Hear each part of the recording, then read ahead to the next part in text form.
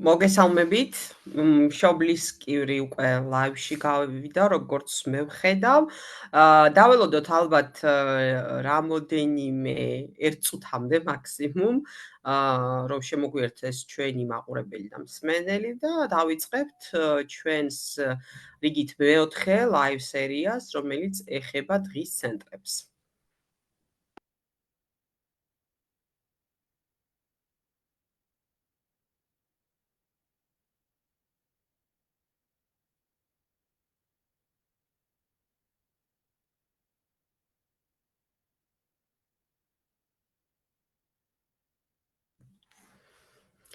მოგესალმებით კიდევ ერთხელ.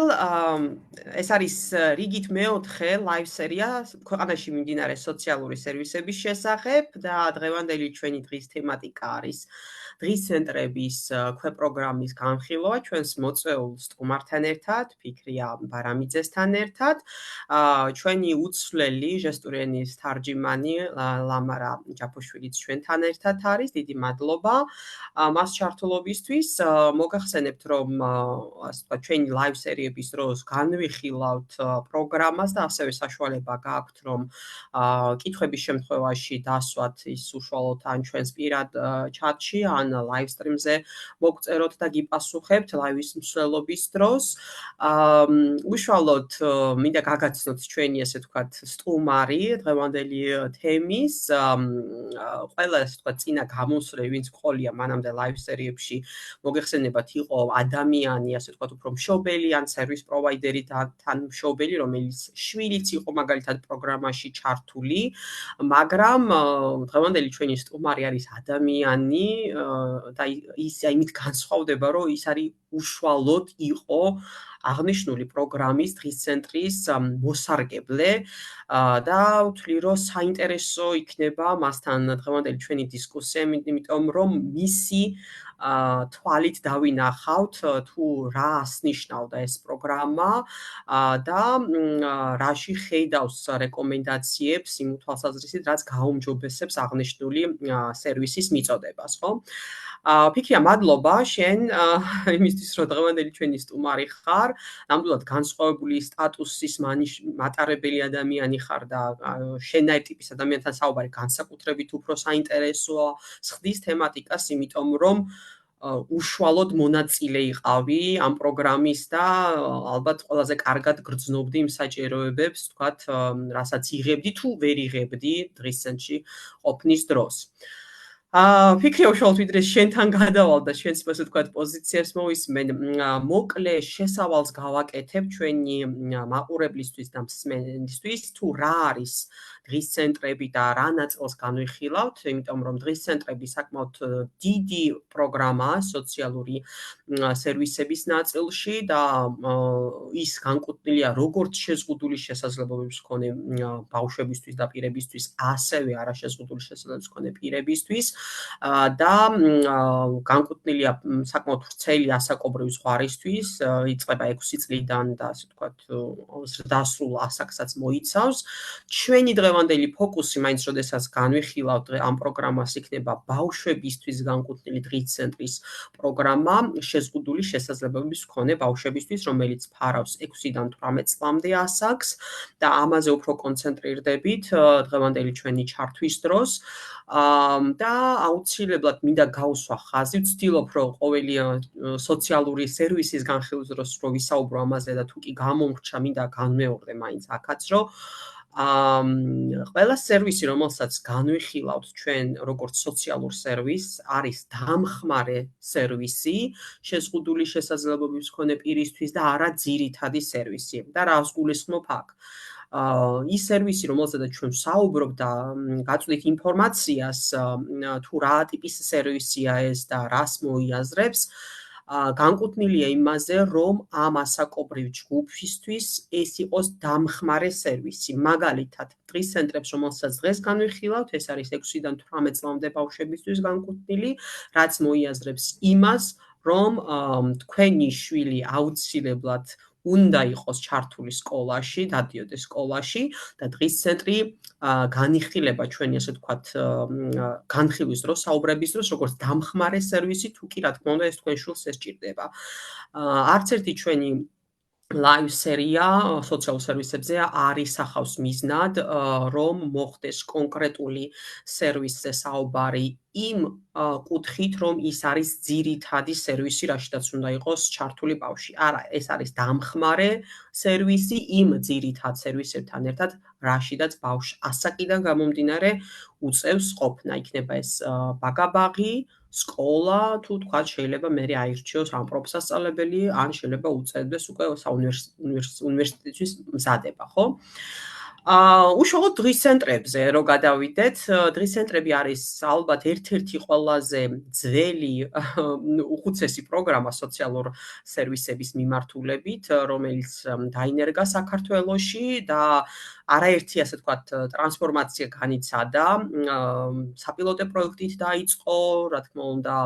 ჩვენი უცხოელი პარტნიორების დახმარებით, მერე სახელმწიფომ გადაიბარა აღნიშნული სერვისი,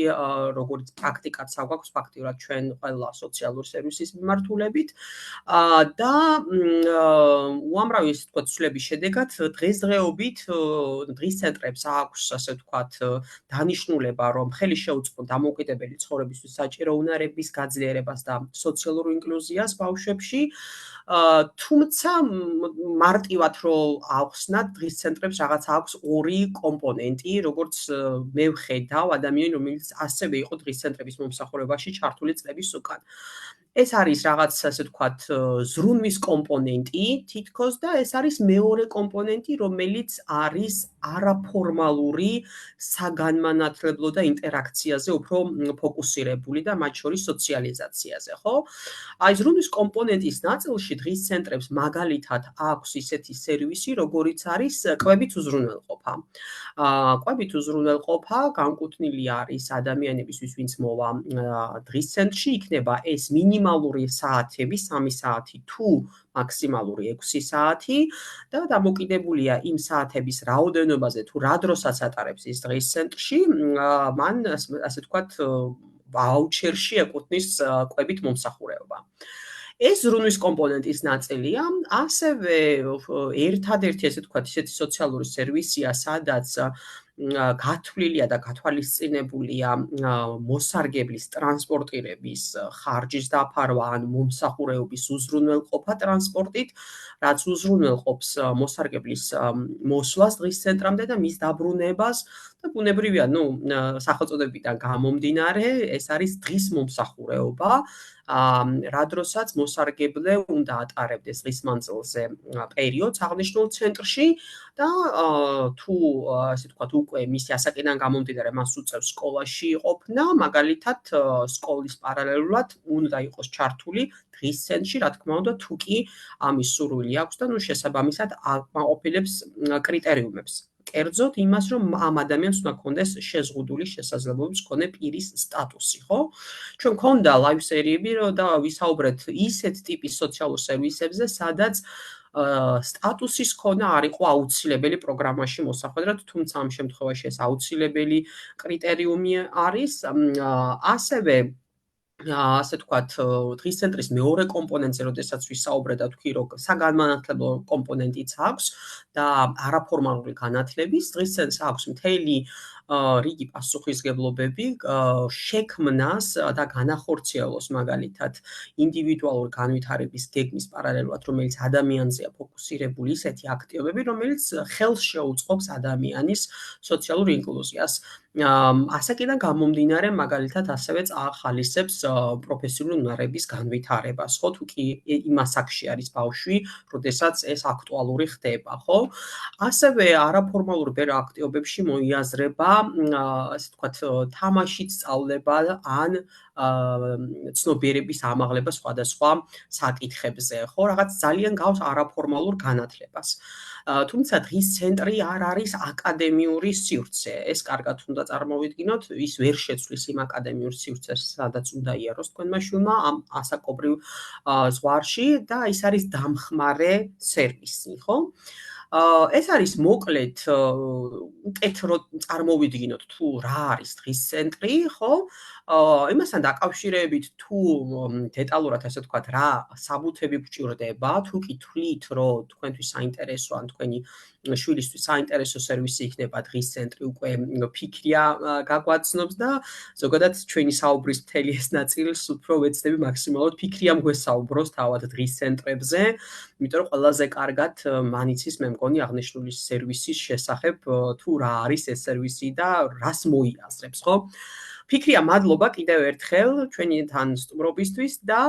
გთხოვთ რომ გაგვაცნოთ რაღაცა ესეთი დოკუმენტების ნუსხა მართლა თუ რა დაჭირდება სერვისის მოსარგებლეს იმისთვის რომ ჩაერთოს დღის ცენტრების პროგრამაში. მოგესალმებით დიანა, მადლობა მოწვევისთვის. მართლაც საინტერესო და საჭირო სერვისი არის დღის ცენტრის სერვისი. თითოეული მოსარგებლისთვის, როგორც მაგალითად მშობლისთვის, ისე ბავშვისთვის და განსაკუთრებით კი დასრული შეზღუდული შესაძლებლობის მქონე პირისთვის, იმიტომ რომ ამ კუთხით სამწუხაროდ სერვისების სიმწირე გვაქვს დასრული პირების კუთხით. რაც შეეხება პროგრამაში ჩასართავ საბუთებთან დაკავშირებით, პირველ რიგში რაც მშობელმა ან დასრულმა პირმა უნდა გააკეთოს, უნდა დაწეროს განცხადება მეურნეობა მსრულების ორგანოს სახელზე. მას დასჭირდება მისი პირადობის მოწმობის ასლი, თუ მშობელია მშობლის პირადობის მოწმობის ასლი, ეგრეთ წოდებული მწვანე ბარათი, რაც არის შეშულა პირის დამადასტურებელი საბუთი. და ასევე ფორმა 100 უბნის ექიმის მიერ გაცემული ფორმა 100 ჯანმრთელობის მდგომარეობის შესახებ. სასურველია ეს ფორმა 100 გაიცეს ერთი თვით ადრე პროგრამაში ჩართვამდე, მაგრამ თუ კონკრეტული ბენეფიციარი მანამდეც იყო პროგრამით მოსარგებლე, მაშინ არ არის აუცილებელი. მიეცემა შესაბამისი ვაუჩერი, რასაც დაახლოებით ერთი თვე აგვიანდება განცხადებიდან და შემდეგ ჩაერთვება დღის ცენტრის სერვისში. ასიას დასრულების შემთხვევაში უბრალოდ აქ განსხვავება არის ერთი კომპონენტი, რომ თუ კი ის დასრული შეზღუდული შესაძლებლობის მქონე პირი არის მხარდამჭერის მიმღები სასამართლოს წესით, მაშინ მხარდამჭერი დაწერს თვითონ შესაბამის განცხადებას. მადლობა, ფიქრია. ფაქტიურად თუ კი გადავხედავთ მეტნაკლებად სტანდარტულია ხოლმე იმ საბუთების ჩამონათვალი, რასაც ითხოვს პროგრამა იმისთვის რომ მოხდეთ აღნიშნულ პროგრამაში განცხადება, პირადობა იქნება ეს საბუთი ფორმა 100 აუცილებელი პირობა არის და ასევე ჩვენ შემთხვევაში ამ პროგრამას აუცილებლად ჭირდება შეზღუდული შესაძლებლობის მქონე პირის სტატუსის დამადასტურებელი საბუთის ქონა. ასე მადლობა რომ ხაზი გავსვევი რომ თქვათ მიუხედავად იმისა რომ დეტალებში დღეს არ დავფარავ ჩვენს დასრულთა დასრულ პირთა დღის ცენტრის მომსახურების პროგრამას, იგივე ფაქტიურად იდენტური საბუთები არის საჭირო, იქაც წარსადგენად უბრალოდ ხო ეს რაც ხაზი გაუსვი რომ განცხადება უკვე უნდა დაწეროს ოფიციალურმა მხარდამჭერმა, ეგ დანიშნულოვანია რომ ვიცოდეთ ამ შემთხვევაში. თუმცა ამ საბუთების პარალელურად ყოველთვის და ყველგან მსმენია და ყველა პროგრამაში რო გვაქვს რიგი ბარიერები, დაბრკოლებები, მიღებასთან დაკავშირებით, ან როდესაც მიიღებენ, მაინც ბარიერი აქვთ და პროგრამაში ესე მარტივად ვერ ხვდებიან. რა ბარიერები არის შენთვის ცნობილი ამ ბოლო პერიოდში ან ზოგადად რაც ხსმენია, რაც თქვაც ხელს უშლის დროულ ჩართულობას აღნიშნულ პროგრამაში. ბარიერებსაც შეეხება ბარიერები სხვადასხვაგვარია და ძირითადად რასაც მშობლები მოგმართავენ ხოლმე, რომ ეს საბუთების ნუსხა თუ ზუსტად არის ის მისმა წარმომადგენელმა ეტაკობრივად რა არის საჭირო. კი წერია შესაბამის დოკუმენტში და სტანდარტში, მაგრამ სამწუხაროდ ეს ინფორმაცია არის გაბნეული და თუ ამ საკითხში კონკრეტულად არ ხარ ჩახედული, ან თქვათ დიდი ხნის მშობელი,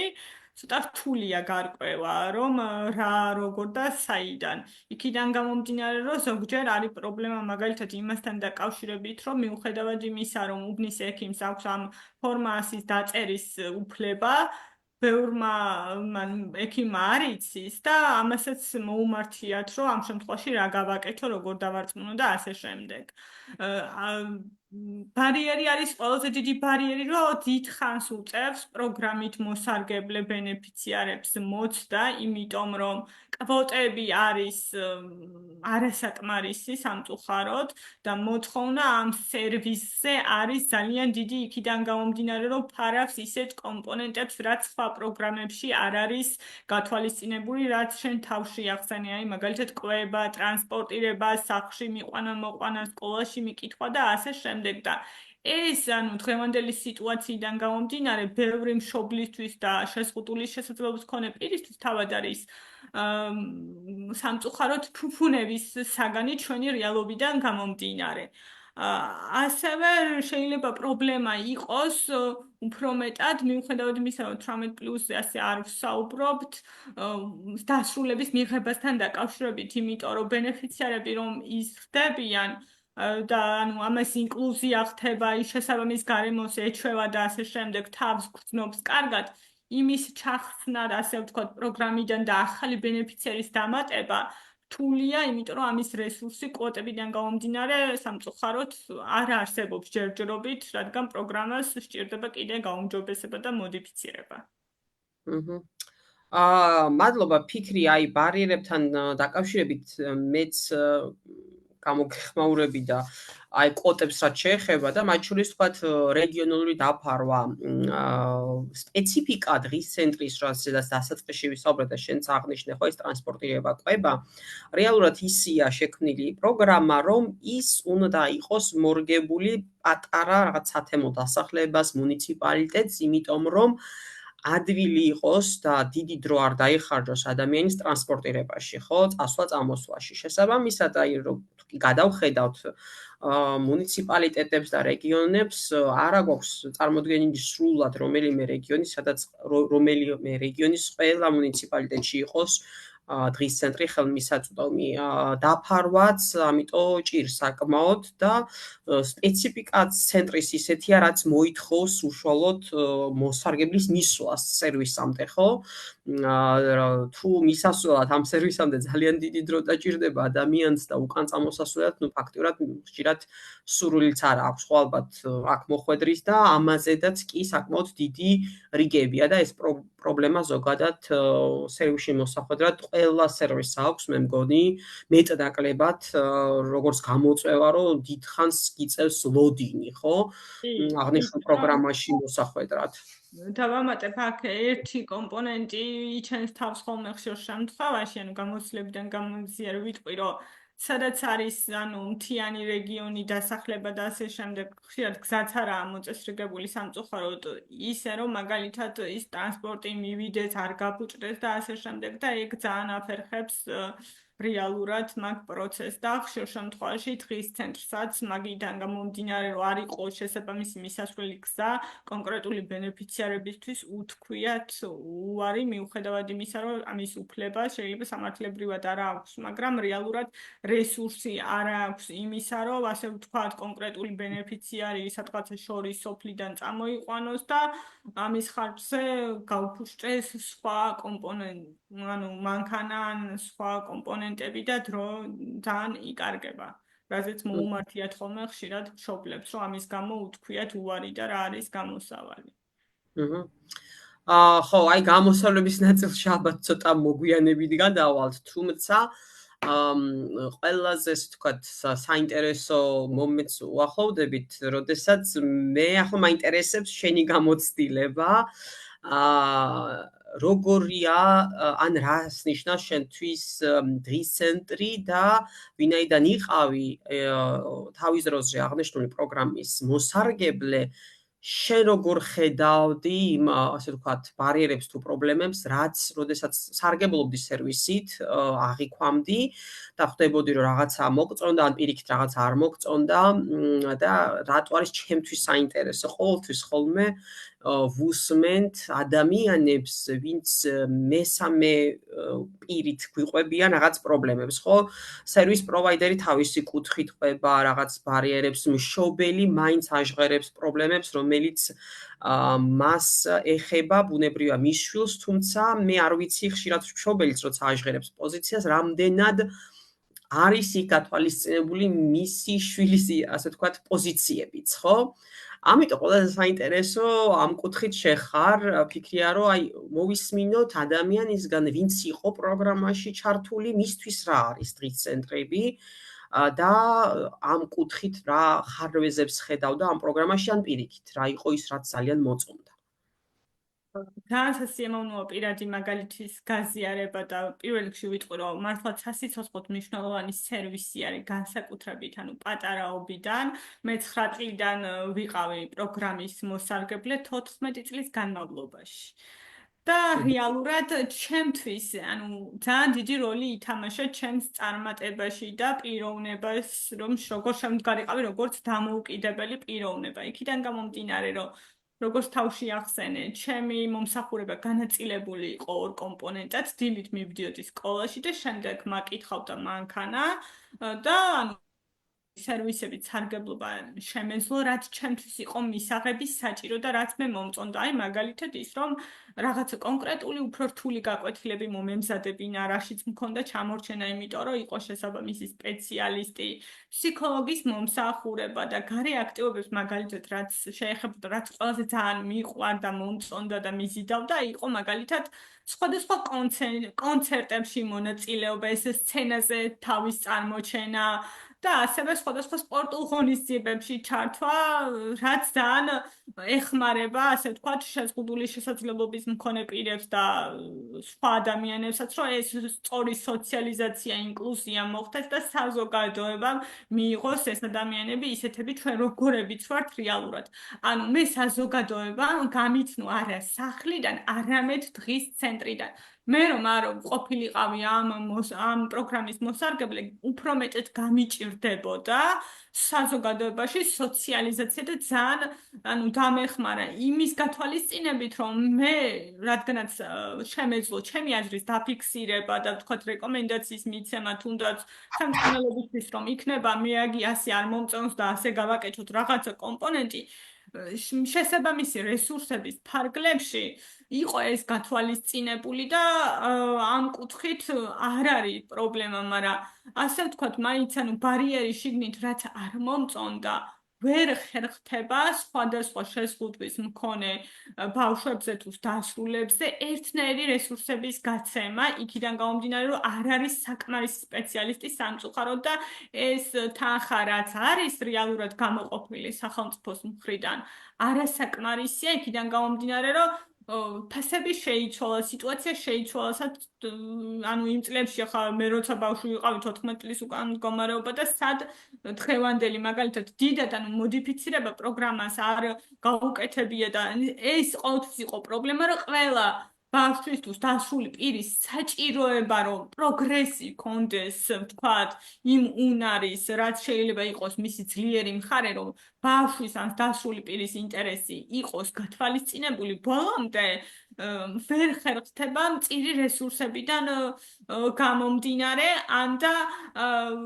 პრობლემატურია, როცა ვთქვათ, შეიძლება თანამოაზრე ვერ ნახო და ხშირ შემთხვევაში იყო ხოლმე ასეთი შემთხვევა. მე ზოგადად არ მიჭირს კომუნიკაცია და ვცდილობდი, რომ ყველასთან ერთნაირი ურთიერთობა და სოციალიზაცია გამომეჩინა და რაღაცა ჩემი შესაძლებლობის ფარგლებში დავხმარებოდი იმ ბავშვობის ასაკში, მაგრამ როცა გვაქვს ინტელექტუალურ შეზღუდულ შესაძლებლობასთან საქმე, მაშინ ხომ უფრო რთულია და აი ამის ვთქვათ შიგნით მოგვარებაც რთულია იქიდან გამომდინარე, რომ სპეციალისტი არ ყავს იმ რაოდენობის, რომ ყველას ის საჭიროება იყოს დაკმაყოფილებული. სხვა მხრივ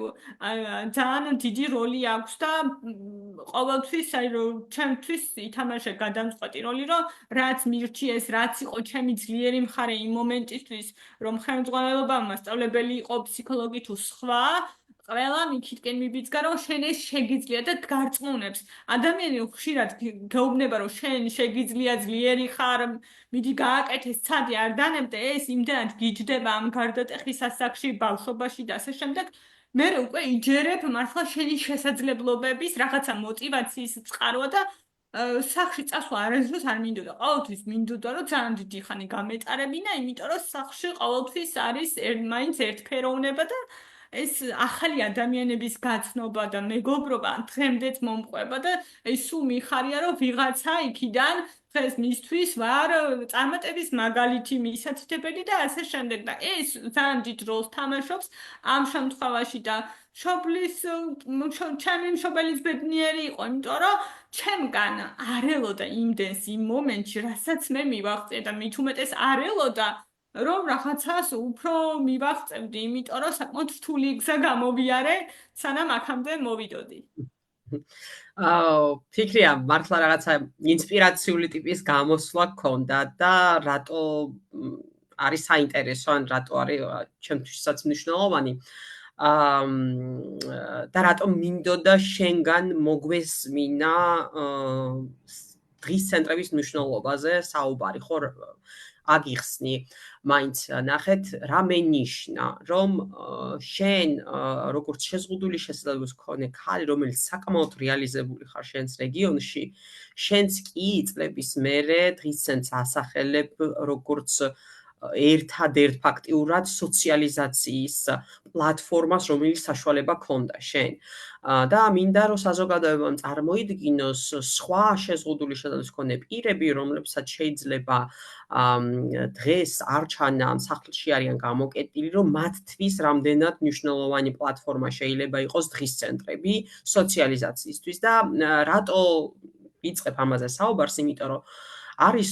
დრო და პერიოდი ხოლმე, როდესაც დგება დღის წესრიგში თითქოს და დღის ცენტრების ყოფნა არ ყოფნის საკითხი, მართლა. ან რეორგანიზების მნიშვნელოვნად, ან მსმენია კიდევაც, როდესაც ამბობენ, რომ არის კი აქტუალური ისევ დღის ცენტრების პროგრამა, ან აი ეს საუბარი როცა ისმის ხოლმე, ალბათ ყოველთვის გამახსენდება შენი სიტყვები, რატო ამ მნიშვნელოვანი, რომ არ უნდა არსებობდეს, ხო და რა კომპონენტების აქვს დღის ცენტრს ისეთი, რაც ბევრ სხვა სოციალურ პროგრამას არ აქვს. და ბოლოს რაღაცა რეკომენდაციების ნაწილში, იცი რა იქნება უფრო საინტერესო შენგან ფიქრია ამ დღის ცენტრების პროგრამამ თავის დროზე, როდესაც დაიწყო ერთი სამინისტროს ქვეშ არსებობა, შემდგომ გადაინაცვლა მეორე სამინისტროს ქვეშ არსებობის თვალსაზრისით, ნუ ახლა საუბარია და მიდის იმისკენ, რომ შეიძლება დღის ცენტრების კომპონენტი ადგილობრივმა მუნიციპალიტეტმა საერთოდ გადმოიბაროს, ხო? და ყოველთვის საუბარი იმაზე, როგორ მოდერნიზდეს, როგორ შეიცვალოს, შენ რაში ხედავ გამოსავალს თუ რეკომენდაციას, რაც გაუმჯობესებს დღის ცენტრების ფუნქციონირებას საქართველოს მასშტაბით თუ მუნიციპალიტეტის მასშტაბით? ზოგადად, აი როგორც მაგალითად შიშუმ აქტივისტი და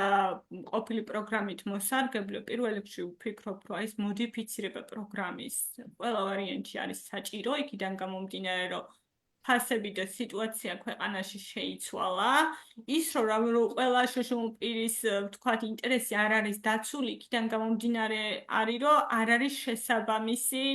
ფინანსები საკმარისი, რომ ის აღჭურვილობა თუ შესაბამისი სპეციალისტის მოყვანა იყოს შესაძლებელი, იმიტომ რომ კარგ სპეციალისტს შესაბამისი ანაზღაურება სჭირდება და ეხა სიტუაცია სამწუხაროდ ისე არის, რომ რაც თქვათ, როცა მე ვიხებდი ამ სერვისი იყო ხელფასები, იგივე ხელფასები არის და ეს რო შევადაროთ, მეტნაკლებად სხვა თქვათ სერვისები რაც არის ქვეყანაში მოდიფიცირდა და არც ერთ სერვისს, როგორც ჩვენს ახსენის, არ აქვს ის კომპონენტები, რაც მაგალითად დღის ცენტრში და უფრო ძვირიანი სერვისი გამოდის. და ანუ ამის სწორი მოდიფიცირება რომ მოხდეს, აუცილებელია რაღაც კუთხით გადაიხედოს სისტემურად, რომ რეკომენდაციები გაიწეროს შესაბამისი, ვთქვათ, მოსარგებლების თუ სპეციალისტების დახმარებით, ვინც არიან ამ ყველაფერში ჩართული, იმიტომ რომ ხშირ შემთხვევაში როცა ვეკითხები თვითონ და მეც მივდივარ რომ რა არის გამოსავალი, რაში ხედავ, თუ მექნება ამის შესაბამისი ფინანსები, რაც რეალური ღირებულებაა, კონკრეტული ვთქვათ, თუნდაც განმავითარებელი სათამაშოს თუ ნებისმიერი აქტივობის, რაც უნდა მოეწყოს და სოციალიზაციას შეუწყოს ხელი, მაშინ ის პროგრესიც დაფიქსირდება და ეს აღარ დადგება საკითხი იმის ქვეშ, რომ მაგალითად ღირს თუ არა პროგრამის გაგრძელება და ასე შემდეგ. ეს საკითხი იმიტომ დგას, ვფიქრობ, რომ რეალურად ყველა საჭიროების დაკმაყოფილება ვერ ხდება მწირი რესურსიდან გამომდინარე. თორე რეალურად ეხა ეს სერვისი რომ გავაქროთ, გამოდის რომ რაც არის მისაწვდომი თუნდაც რეგიონში დასრული შუშუმ პირისთვის ისიც აღარ გვექნება და ძალიან რთული სიტუაცია იქნება და ყოველთვის უნდა ვიფიქროთ იმის გაუმჯობესებაზე რაც გვაქვს, იმიტომ რომ სამყარო ვითარდება, ქვეყანა ვითარდება და ჩვენც უნდა განვითარდეთ და დავხვეწოთ კონკრეტული სერვისები, რომ ყველა, ანუ თვითონ სერვის პროვაიდერიც, მშობელიც და ბავშვის ინტერესიც იყოს დაკმაყოფილებული და მის გასაკეთებელს, ასე ვთქვათ, სახელმწიფო აკეთებდეს იმ დოზით, როგორც მოეთხოვება და ეს მნიშვნელოვანია თუ პროგრამის ეს მოდიფიცირება არ მოხდა და არ გადაიხედა, ძალიან რთულია და ვფიქრობ ამ შემთხვევაში, ანუ მუნიციპალიტეტის როლიც ძალიან დიდი არის, იმიტომ რომ როცა იყო მუნიციპალურ დაფინანსებაზე, მაშინ უკეთესი სიტუაცია იყო, ვიდრე როცა გადავიდა სისტემურად, იმიტომ რომ რეალურად იმიტომ გადავიდა რომ ანუ თქვა უკეთესი მდგომარეობა ყოფილიყო, მაგრამ ახლა პრაქტიკაში თუ შევხედავთ, გაცილებით უფრო დიდი იყო პროგრესი მაშინ, თქვა იმ პირების, ვინც სარგებლობდა, როცა მე ვიყავი ამ პროგრამით მოსარგებლე და როცა ფინანსდებოდა მუნიციპალიტეტის მხრიდან, ვიდრე ახლა დღევანდელი სიტუაცია რო შევადარო, დღეს რა სიტუაციაც არის და ყველა ამაში მივიღებთ მონაწილეობას თუ კი სახელმწიფო ჩაგვთავს ამ პროცესში, რომ რაღაცა რეკომენდაციების ნაწილში როგორც გამოცდილმა ადამიანებმა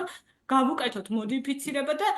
შესაძლებელია კი იმ თანხების გამოყოფა ნამდვილად ვფიქრობ, თუ კი სხვა პროგრამებზე ხერხდება ეს ყველაფერი და უმჯობესდება მეტნაკლებად, არ ამგონია რომ მხოლოდ ეს პროგრამა იყოს, თქვათ, გამონაკლისი. მადლობა ფიქრია. რაღაცა მართლა ძალიან საინტერესო საუბრისთვის და მთელი შენი ასე თქვათ მოწოდებები, რეკომენდაციები ძალიან კარგად წავიდა უფლებების კუთხით, რომ ამის უფლება გვაქვს და თემს და საჭიროებებს უნდა მოერგოს ვაუჩერი და ფინანსები და არა პირიქით, ხო? ძალიან სწორი ხედვა არის, იმედი გვაქვს, რომ უბრალოდ ყველა ნებისმიერი სოციალური პროგრამა დაეწევა, ასე ვთქვათ, იმ სტანდარტებს, რა სტანდარტით წერია ხოლმე და რეალურად მოხდება შესაბამისი სერვისის მიწოდება, მათ შორის გადახედვა მოხდება იმ ვაუჩერული და ფინანსების რაოდენობის, რაც ამ პროგრამას გააჩნია. რაც ყველა პროგრამაში წარმოადგენს დიდ ხარვეს, თუმცა ნამდვილად დღის ცენტრებით ერთ-ერთი მეც ვთვლი, რომ ერთ-ერთი ის პროგრამა, რომლის გადახედვა ძირეულად საჭიროებს მთელ რიგ, ასე ვთქვათ, ცვლილებებს და კარგია რომ აღნიშნე, რომ ფინანსები უნდა მოერგოს